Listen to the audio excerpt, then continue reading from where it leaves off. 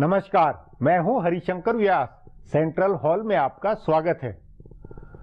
बहुतों को हैरानी हुई जब नरेंद्र मोदी के मुंह से नीतीश कुमार की तारीफ निकली। इससे पहले राज्यसभा में प्रधानमंत्री मोदी ने मुलायम सिंह यादव की तारीफ की थी। प्रधानमंत्री ने कहा है कि कांग्रेस की आलोचना का अर्थ पूरे विपक्ष की आलोचना नहीं है। जाहिर है, प्रधानमंत्री नरेंद्र मोदी और भाजपा ने कांग्रेस से बाकी विपक्ष को अलग रखकर राजनीति करने की रणनीति बनाई है।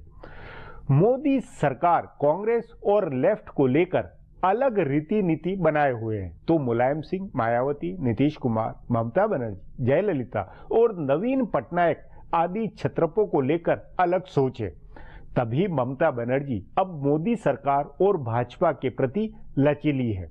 जयललिता व नवीन पटनायक भी कांग्रेस के प्रति खुन्नस में अधिक है और मोदी सरकार को लेकर नरम। दरअसल विपक्ष में ऐसे अंतर्विरोध है जिनमें क्षेत्रीय पार्टियां अपने आप कांग्रेस से छिटकी रहेगी। भाजपा और मोदी सरकार ने कांग्रेस और आप पार्टी को अपना मुख्य विरोधी माना हुआ है। इन दो से वह बाकी विरोधी पार्टियों को अलग कर व्यवहार कर रही है। इस रणनीति का मकसद है कि अगले लोकसभा चुनाव तक कांग्रेस को किसी तरह खड़े न होने दिया जाए। कांग्रेस अकेली अलग थलग पड़ी रहे। राहुल गांधी गलतियां करते जाए और 2019 में जब चुनाव हो तो वह लेफ्ट और मुस्लिम वोटों के भरोसे में रहे। इस राजनीति का बड़ा अनुभव उत्तर प्रदेश में होना है। आज इस पर चर्चा है, मगर उससे पहले गपशप और खास सुर्खियां है। शुरुआत सियासी गपशप से करते हैं।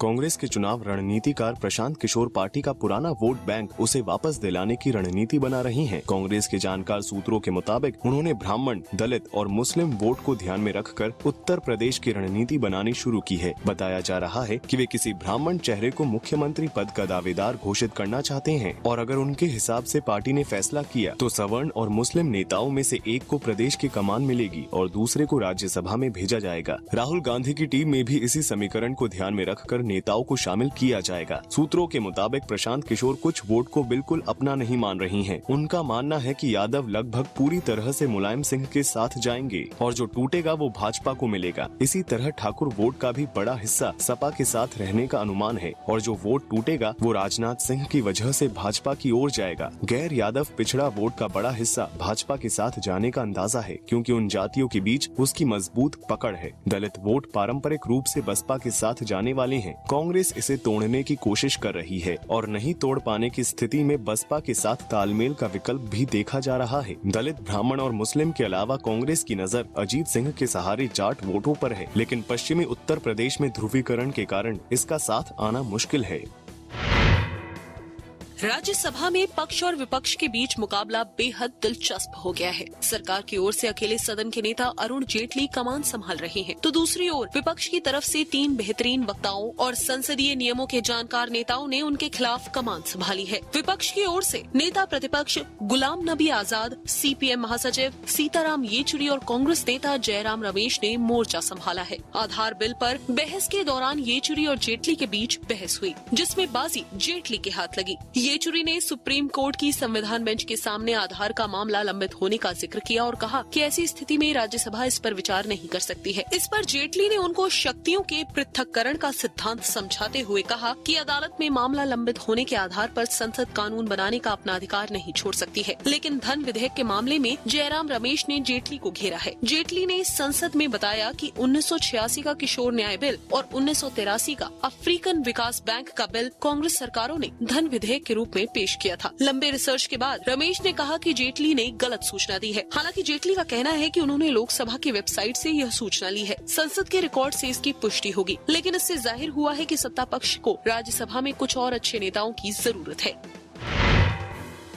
दिल्ली के मुख्यमंत्री अरविंद केजरीवाल के मुख्यमंत्री बनने से पहले का सारा अभियान भारत माता की जय से शुरू होता था। भ्रष्टाचार विरोधी आंदोलन के समय अन्ना हजारे के साथ केजरीवाल, कुमार विश्वास, संजय सिंह आदि सारे नेता तिरंगा हाथ में लेकर भारत माता की जय के नारे लगाते थे, लेकिन अब वे इस मसले पर घिर गए हैं। उनकी पार्टी के नेता सीधा जवाब देने से बच रहे हैं। पार्टी के वरिष्ठ नेता आशुतोष ने इस मसले पर शुरू हुई बहस से जैसे तैसे पीछा छुड़ाया। वे इस संवेदनशील मुद्दे पर किसी एक पक्ष में खड़े नहीं दिखना चाहते हैं। हैं। ये केजरीवाल की पुरानी रणनीति रही है। उन्होंने जवाहरलाल नेहरू यूनिवर्सिटी के छात्र संघ के अध्यक्ष कन्हैया कुमार की गिरफ्तारी का विरोध किया और उन पर हुई कार्रवाई के लिए केंद्र सरकार पर हमला भी किया, लेकिन जेएनयू जंतर मंतर या मंडी हाउस जाकर छात्रों के प्रदर्शन में नहीं शामिल हुए। इसी तरह उनकी सरकार ने आखिरी समय तक श्री श्री रविशंकर के विश्व सांस्कृतिक महोत्सव के आयोजन की कई मंजूरियां लटकाए रखी, लेकिन आखिरी दिन केजरीवाल ने वहां जाकर इसे ऐतिहासिक और दैविक आयोजन बताया। वे बड़ी होशियारी से अपने को दोनों तरफ खड़ा रखते हैं, लेकिन भारत माता की जय के मामले पर वे घिरे हुए हैं। मीडिया तो उनसे सवाल पूछ ही रहा है। उनकी पार्टी के नेता भी इस पर स्टैंड तय करना चाहते हैं, लेकिन अभी नगर निगम की 13 सीटों पर चुनाव होना है, जिसमें पहली बार आम आदमी पार्टी लड़ रही है और केजरीवाल अपना कोई भी वोट गंवाना नहीं चाहते। अब आज की सुर्खियां ये लीक से कुछ हटकर है और इनसे देश की दशा दिशा को बूझ सकेंगे।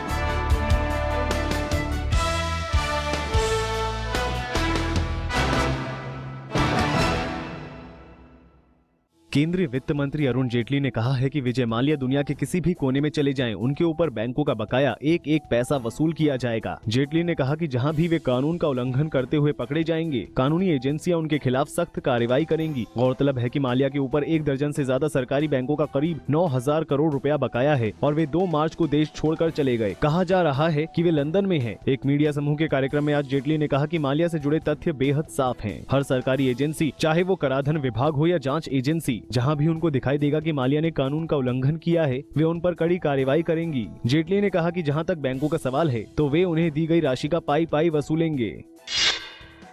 शराब कारोबारी और विमानन कंपनी किंगफिशर के मालिक विजय माल्या ने धन शोधन के मामले में पेश होने के लिए प्रवर्तन निदेशालय से कुछ और समय मांगा है। 2 मार्च को देश छोड़कर चले गए माल्या ने चिट्ठी लिखकर ईडी से कहा है कि उन्हें अप्रैल के शुरू तक समय दिया जाए। इससे पहले ईडी ने उनको 18 मार्च तक हाजिर होने के लिए समन जारी किया था। उनके ऊपर 1 दर्जन से ज्यादा बैंकों के करीब 9,000 करोड़ रुपए बकाया है। जाँच एजेंसी ने उनके खिलाफ धन शोधन का मामला दर्ज किया है। विपक्षी पार्टियों की ओर से दलित विरोधी बताए जाने के आरोपों के बीच भाजपा ने दलितों के बीच अभियान चलाने का फैसला किया है। 10 दिन के इस अभियान में केंद्र की नरेंद्र मोदी सरकार की ओर से दलितों के कल्याण के लिए किए गए फैसलों के बारे में जानकारी देने के लिए दलित बस्तियों में विशेष शिविर लगाए जाएंगे। इन शिविरों में जन धन योजना, मुद्रा बैंक आदि के बारे में बताया जाएगा। बुधवार की रात को भाजपा के दलित सांसदों की बैठक में इस अभियान की रूपरेखा बनी। इस बैठक में संघ के वरिष्ठ पदाधिकारी कृष्ण गोपाल और भाजपा के संगठन महामंत्री रामलाल मौजूद थे। इस बैठक में भाजपा के 42 में से करीब 30 दलित सांसद मौजूद थे। इसमें हैदराबाद यूनिवर्सिटी में खुदकुशी करने वाले छात्र रोहित वेमुला और जेएनयू मुद्दे पर भी चर्चा हुई। बैठक में मौजूद भाजपा के एससी मोर्चे के संयोजक दुष्यंत गौतम के मुताबिक रोहित पर आतंकवादी याकूब मेमन के समर्थन में आवाज उठाने का आरोप है, जबकि कोई भी दलित आतंकवाद का समर्थक नहीं हो सकता। अपने बयानों के कारण अक्सर विवादों में रहने वाले ऑल इंडिया MIM के प्रमुख असादुद्दीन ओवैसी को लखनऊ में रैली करने की इजाजत नहीं मिली है। जिला प्रशासन की ओर से रैली की मंजूरी नहीं दिए जाने के बाद ओवैसी की पार्टी ने कहा है कि इससे समाजवादी पार्टी सरकार की घबराहट जाहिर होती है। ओवैसी की पार्टी के प्रदेश अध्यक्ष शौकत अली ने कहा कि ओवैसी को लखनऊ में न तो रैली करने की इजाजत दी गई है और न रोड शो करने की मंजूरी मिली है। इस वजह से उनका 2 दिन का उत्तर प्रदेश का दौरा रद्द कर दिया गया है। ओवैसी को इस दौरे में बाराबंकी, फैजाबाद और आजमगढ़ भी जाना था। पुणे के जर्मन बेकरी में बम धमाके में दोषी ठहराए गए हिमायत बेग को बॉम्बे हाईकोर्ट ने बड़ी राहत दी है। अदालत ने उसकी फांसी की सजा को उम्र कैद में बदल दिया है। साथ ही हाईकोर्ट ने उसे साजिश रचने और बम लगाने के आरोप में बरी भी कर दिया है। पुणे के जर्मन बेकरी में 13 फरवरी 2010 को बम धमाका हुआ था, जिसमें 17 लोगों की मौत हो गई थी और 58 लोग घायल हुए थे। बेग को सितंबर 2010 में गिरफ्तार किया गया था और निचली अदालत ने इस मामले की सुनवाई के बाद 2013 में उसे फांसी की सजा दी थी। गिरफ्तारी के बाद उसे इंडियन मुजाहिदीन का सदस्य बताया गया था। फिलहाल अब एक ब्रेक है, फिर खुलासा होगा।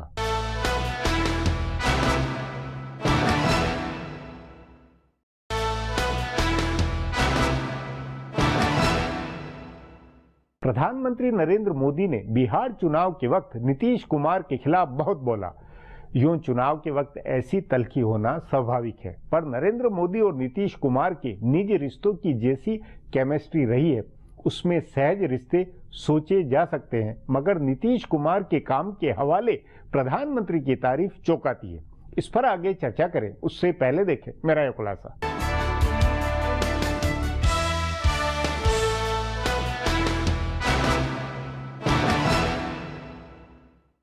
राजनीति संभावनाओं का खेल है और इसमें कोई किसी का स्थायी दोस्त या दुश्मन नहीं होता है। तभी लालू प्रसाद और नीतीश कुमार साथ आ गए तो कांग्रेस और लेफ्ट के बीच चुनावी तालमेल हो गया। ऐसे ही प्रधानमंत्री नरेंद्र मोदी बिहार गए तो उन्होंने मुख्यमंत्री नीतीश कुमार की तारीफ कर दी और नीतीश ने भी उनके प्रति पूरा सद्भाव दिखाया। इसी तरह कांग्रेस ने डीएमके से तालमेल किया तो अन्ना डीएमके खुलकर केंद्र सरकार के समर्थन में आई और कांग्रेस लेफ्ट के तालमेल से नाराज तृणमूल कांग्रेस ने कांग्रेस पार्टी से दूरी बनाई। सो कहा जा सकता है कि कई स्तर पर नए राजनीतिक समीकरण बन बिगड़ रहे हैं। 2019 में होने वाले लोकसभा चुनाव के लिहाज से पार्टियां अपनी पोजीशनिंग कर रही हैं। ऐसा लग रहा है कि प्रधानमंत्री मोदी को अपनी और भाजपा की पोजीशनिंग से ज्यादा इस बात की चिंता है कि कांग्रेस कैसे अलग थलग रहे। तभी उन्होंने उन पार्टियों पर फोकस किया है जिनका जन्म ही कांग्रेस विरोध से हुआ है। इसी रणनीति के तहत उन्होंने बिहार में नीतीश कुमार के कामकाज की तारीफ की। इससे पहले वे उड़ीसा गए तो वहाँ उन्होंने सत्तारूढ़ बीजू जनता दल के खिलाफ कुछ नहीं कहा। इसके बदले में बीजेपी के सांसदों ने दिल्ली में सरकार के प्रति सद्भाव दिखाया। ममता बनर्जी कुछ समय पहले तक कांग्रेस के प्रति सद्भाव दिखा रही थी। उन्होंने नेशनल हेराल्ड मामले में सोनिया और राहुल गांधी का समर्थन किया था, लेकिन कांग्रेस और लेफ्ट के तालमेल के बाद उनका मोह भंग हुआ है। कांग्रेस उपाध्यक्ष राहुल गांधी पिछले कुछ समय से लगातार वामपंथी रुझान दिखा रहे हैं। इसी वजह से लेफ्ट के साथ उनका तालमेल हुआ है, लेकिन इससे दूसरी कई बड़ी पार्टियां उनसे दूर हो गई हैं। यह स्थिति भाजपा के अनुकूल दिखाई देती है। अगर संसद में 3 बड़ी पार्टियों तृणमूल कांग्रेस, अन्ना डीएमके और बीजेपी का समर्थन कांग्रेस को नहीं मिलता है तो वह पूरी तरह से अलग थलग होगी। ऐसे में सरकार का संकट कम होगा, उसे विधायी कामकाज कराने में कम मुश्किलों का सामना करना पड़ेगा। जहां तक इसके राजनीतिक पहलू का सवाल है तो ऐसा लग रहा है कि प्रधानमंत्री मोदी की कोशिश गैर कांग्रेसवाद की राजनीति को हवा देने की रहने वाली है। देश में गैर भाजपावाद का माहौल न बने और विपक्ष की सारी पार्टियां भाजपा के खिलाफ न गोलबंद हो, इसकी कोशिश होती दिख रही है। भाजपा के विरोध में विपक्ष की गोलबंदी का नुकसान उसे बिहार में हो चुका है। आगे भी अगर इस तरह के प्रयोग होते रहे तो भाजपा को मुश्किल होगी, खासकर अगले साल होने वाले उत्तर प्रदेश, उत्तराखंड और पंजाब के चुनाव में। तभी प्रधानमंत्री मोदी ने बिहार में नीतीश कुमार की तारीफ की तो संसद में मुलायम सिंह यादव की तारीफ की। उन्होंने यह भी कहा कि विपक्ष का मतलब कांग्रेस नहीं होता है। जाहिर है वे किसी तरह से विपक्षी पार्टियों के बीच गैर कांग्रेसवाद की चिंगारी सुलगाए रखना चाहते हैं। उनकी कोशिश होगी कि जनता परिवार की पार्टियां जो स्वाभाविक रूप से भाजपा के करीब थीं, वे अगर भाजपा के साथ नहीं आती हैं तो कांग्रेस के साथ भी नहीं जाएं। जबकि कांग्रेस की कोशिश भाजपा के विरोध में अखिल भारतीय स्तर पर महागठबंधन बनाने की है। 5 राज्यों के चुनाव के बाद वह यूपीए के विस्तार में जुटेगी। अगर इन राज्यों में कांग्रेस का प्रयोग सफल हुआ तो उनके नेता दोगुने जोश के साथ भाजपा विरोधी मोर्चा बनाने में जुटेंगे।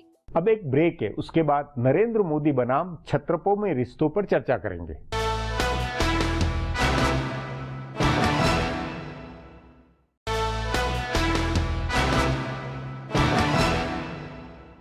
उत्तर प्रदेश आगे भाजपा, कांग्रेस और छत्रप राजनीति का नंबर 1 अखाड़ा होगा। उस नाते राज्यसभा में प्रधानमंत्री ने मुलायम सिंह यादव की जो तारीफ की उसके अपने अर्थ है। विपक्ष को कांग्रेस और बाकी विरोधी पार्टियों में बांटने की सरकार की रणनीति के कई मायने। इस पर चर्चा के लिए आज मेरे साथ वरिष्ठ पत्रकार अनिल बंसल है।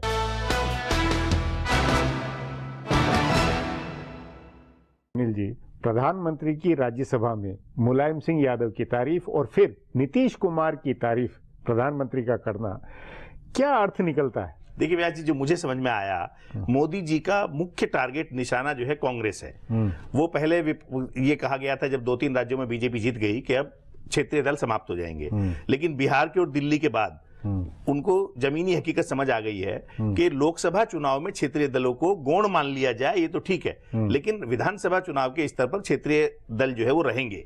तो मुझे लगता है कांग्रेस को कमजोर करने के लिए ये उनकी रणनीति का हिस्सा है कि अब क्षेत्रीय दलों से वैसा दुर्भावना का भाव, वैसा प्रतिद्वंदिता का भाव न रखा जाए। इसीलिए अब वो ये चाहे कहीं भी आप देखिए, वो ममता बनर्जी पर उतना अटैक नहीं करते, हर जगह मोदी कांग्रेस को ही निशाना बनाते हैं, भले उसके 42 सांसदों 44 सांसदों, क्योंकि जब लोकसभा चुनाव आएगा तो मुख्य मुकाबला कहीं ना कहीं राष्ट्रीय दल के तौर पर कांग्रेस से ही होने वाला है। नहीं, लेकिन इसके पीछे क्योंकि चुनावों में प्रदेशों के अंदर तो भाजपा से और क्षेत्रीय दलों में मुकाबला होना है। हो व्यास जी, लेकिन आपने देखे जब अभी मोदी राज्यों के नतीजों को देखने के बाद हाँ। हर जगह तो मोदी मुख्यमंत्री नहीं बनेंगे। अब 5 राज्यों के चुनाव होने वाले हैं, अगर मोदी अपनी प्रतिष्ठा को दांव पर हर जगह जाके लगाएंगे तो फिर वैसी आलोचना होगी जैसी बिहार में हुई, जैसी दिल्ली में हुई। तो मुझे लगता है उनका लक्ष्य 2019 है। अब अंततः हाँ। कि 2019 के लोकसभा चुनाव नहीं, में लेकिन देखिए अब उत्तर प्रदेश का अखाड़ा अभी बनने वाला है 1 साल के बाद में, वहां मायावती भी है, मुलायम सिंह भी यादव है, तो वहां कैसे कांग्रेस, मतलब कांग्रेस तो वहां चौथे नंबर की खिलाड़ी है। हाँ, चौथे नंबर की खिलाड़ी है व्यास जी, लेकिन कांग्रेस वहां भी पल्लू पकड़ना चाहती है, जैसे बिहार में उसने पकड़ा और एक तरह से अपना अस्तित्व बचाया। तो वहां वो मुलायम सिंह के साथ जाना नहीं चाहती, बहुजन समाज पार्टी के साथ जाना चाहती है, बहुजन समाज पार्टी ले नहीं रही उनको। और दूसरे कहीं ना कहीं बीजेपी की भी ये कोशिश होगी कि कांग्रेस के साथ कोई क्षेत्रीय दल अलायंस न करे, वहां न करे और कांग्रेस अलग थलग बने। कांग्रेस अलग थलग पड़ी रहेगी, तो लोकसभा चुनाव में फिर वो रीएमर्ज नहीं कर पाएगी और राष्ट्रीय दल के तौर पर भाजपा के मोदी के सामने कोई बड़ी चुनौती नहीं मतलब होगी। ये कि जो हिसाब से 6 महीने पहले या साल भर पहले कांग्रेस में जो विचार था कि सब विरोधियों को इकट्ठा करके और एकजुट करके अलायंस बनाए, उसको काटने पर अब ज्यादा बीजेपी का फोकस है। मुझे देखिए व्यास जी बिल्कुल साफ नजर आ रहा है, जाके जिस तरह से पटना हाईकोर्ट के कार्यक्रम में मोदी ने जिस तरह से नीतीश की तारीफ की और काम के हवाले, वो भी काम के हवाले कि गाँव में बिजली पहुंचाई, ये अपने आप में बड़ी बात, तारीफ की। और फिर नीतीश भी उनको कह रहे हैं बार बार आइए, जल्दी आइए। तो ये जो जहां जो एक दूसरे की चेहरा नहीं देखना चाहते थे, इस तरह की प्रतिद्वंद्विता का भाव था, उनमें एक मैत्री भाव, वर्किंग, भले वो राजनीतिक अलायंस कामकाजी रिलेशन बने, तो एक तरह का मैत्री भाव। और यही जो है उनको उत्तर प्रदेश में मुलायम सिंह की जिस तरह से उन्होंने तारीफ की, तो जो कुल मिला के सीन नजर आ रहा है, जो आपने उत्तर प्रदेश की बात की, उत्तर प्रदेश में कोई बीजेपी के हालात बहुत अच्छे नहीं है अभी। मैं वो उस पर नहीं, तो वही मेरा ये कहना है कि बीजेपी को अभी अगर असली लड़ाई है, बीजेपी के लिए असली चुनौती है, तो वो उत्तर प्रदेश है। और उत्तर प्रदेश की हकीकत में मुलायम सिंह की तारीफ करके काम तो नहीं चल सकता। नहीं चलता व्यास जी, लेकिन मुझे लगता है उन्होंने जमीनी हकीकत अंदाज लगा लिया है कि लोकसभा में हम 80 में से 73 सीटें जीत गए थे, विधानसभा में हम अपनी सरकार शायद उतना आसान नहीं होगा बनाना, बाकी तो राजनीति में दावा नहीं। लेकिन पर आप मैं दूसरी बात कहूंगा व्यास जी, आप असम को देखिए। असम में एक तरफ भाजपा क्षेत्रीय दलों से तालमेल कर रही है, दूसरी तरफ पूरी कोशिश अंदर खाने यूडीएफ और कांग्रेस का अलायंस ना हो पाए और वो मुस्लिम वोट डिवाइड हो। तो ये जो सारी शतरंज की गोटें बिछाई जा रही हैं, इसके पीछे मंशा कांग्रेस को कमजोर करने की है। नहीं, लेकिन कांग्रेस कमजोर नहीं, कांग्रेस भले कमजोर हो, लेकिन बुनियादी जैसे उत्तर प्रदेश, फिर मिसाल पे आप आए कि उत्तर प्रदेश में मुलायम सिंह की तारीफ करके न तो कांग्रेस कमजोर नहीं होती है, मतलब एक तरह से बीजेपी वहां कमजोर, बीजेपी का कार्यकर्ता, बीजेपी की हालात वहां यूपी में क्या है? देखिए, अगर आप ऐसे बात करेंगे, बीजेपी की यूपी में हालत बिल्कुल अच्छी नहीं है। और वो अभी के विधान परिषद के चुनाव में भी जाहिर हुआ कि सपा ने सबसे ज्यादा नुकसान पहुंचाया, मुलायम सिंह ने सब हाईजैक कर लिया। आप आश्चर्य करेंगे, वो जो मुलायम सिंह ने नुकसान पहुंचाया, वो तो आप वहां सारी सीटों पर उम्मीदवार खड़े नहीं कर रहे, आपके उम्मीदवार जो है वो चुनाव से पहले नॉमिनेशन वापस ले रहे हैं, निर्विरोध चुनाव का रास्ता, तो बिल्कुल एक तरह से अनाथ जैसी स्थिति में उत्तर प्रदेश में, जबकि उत्तर प्रदेश निर्णायक प्रदेश है भाजपा के लिए। अभी व्यास जी निर्णायक तो 80 में से 73 सीटें जीती है, प्रधानमंत्री जी खुद वहां से आते हैं, गृहमंत्री वहां से आते हैं, कलराज मिश्रा वहां से आते हैं, उमा भारती वहां से आती हैं। लेकिन अभी जो बैठक हुई अभी इसी हफ्ते, उसमें जो है जो प्रभारी है उपाध्यक्ष ओम माथुर जी, उन्होंने बैठक ली, वहीं बगल के कमरे में लक्ष्मीकांत वाजपेयी प्रदेश अध्यक्ष बैठे हुए थे, वो उस मीटिंग में आए नहीं। तो जहां ये स्थिति होगी, सारे पदाधिकारी मौजूद है, प्रदेश अध्यक्ष मौजूद नहीं है, राष्ट्रीय अध्यक्ष जी ने अपना चुनाव कर लिया, आधे राज्यों के आधार पर चुनाव हो जाता है, उत्तर प्रदेश का प्रदेश अध्यक्ष का फैसला पिछले 3 महीने से लटका हुआ नहीं। तो उस नाते क्या माना जाए कि बिहार, उत्तर प्रदेश जो बहुत अहम राज्य है भाजपा के, उसमें तारीफ करके या उसमें कुछ छत्रपों के साथ अलायंस वाला कुछ आगे दूरगामी कुछ हो सकती है सोच? देखिए व्यास जी, छत्रपों के साथ जहां तक अलायंस का सवाल है, बीएसपी के साथ तो पहले अलायंस 3 बार बीजेपी का हो चुका है, तो वो तो कोई अछूत पार्टी नहीं, चुनाव से पहले चाहे एक दूसरे को गाली दें। लेकिन समाजवादी पार्टी और बीजेपी का अलायंस, इसमें मुझे संदेह लगता है।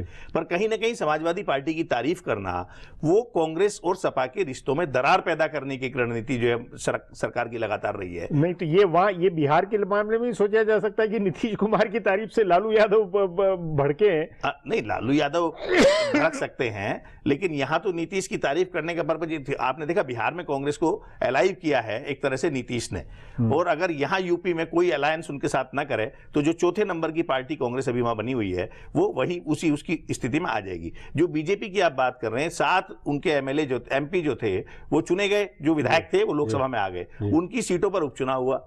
भैया जी एक नोएडा को छोड़कर 6 की 6 वो सीटें उन्होंने गंवा दी अपनी लोकसभा के, जब विधानसभा का उपचुनाव हुआ, जिनमें वो 2012 में 48 सीटों में से वो 12 थी जो कीमती सीटें थी, नहीं तो उनकी ठोस सीटें थी। पर ये नहीं लगता है कि कुल छत्रपों के प्रति भी भले तारीफ की हो, तमाम कुछ हो, लेकिन अभी कंफ्यूजन बीजेपी और प्रधानमंत्री नरेंद्र मोदी को भी होगा इस मामले में? देखिए छत्रपों ऐसे तो आप पश्चिम बंगाल में जाएंगे, बीजेपी वहां पूरी ताकत लगा रही है, लेकिन सबको जमीनी हकीकत पता है कि अभी वहां ममता बनर्जी के साथ ही तो वहां भी उनकी कोशिश यही होगी कि कांग्रेस और लेफ्ट जो अलायंस करके ममता से वो इरेलेवेंट बने, वो कमजोर पड़े। भले बीजेपी को कितनी सफलता मिलती ना मिले, ममता वहां उतनी कमजोर ना हो और कांग्रेस और लेफ्ट मजबूत ना हो। अनिल जी, बातचीत को यहीं समाप्त करेंगे। प्रोग्राम में आने के लिए बहुत बहुत हमारा प्रोग्राम अब यहीं खत्म होता है। आग्रह है प्रोग्राम पर अपनी राय hsvyas@nayaindia.com पर ईमेल करके बताएं या hsvyas@Twitter और Facebook/नया इंडिया न्यूज़पेपर पर जाहिर करें। अब कल फिर मिलेंगे इसी चैनल पर इसी समय।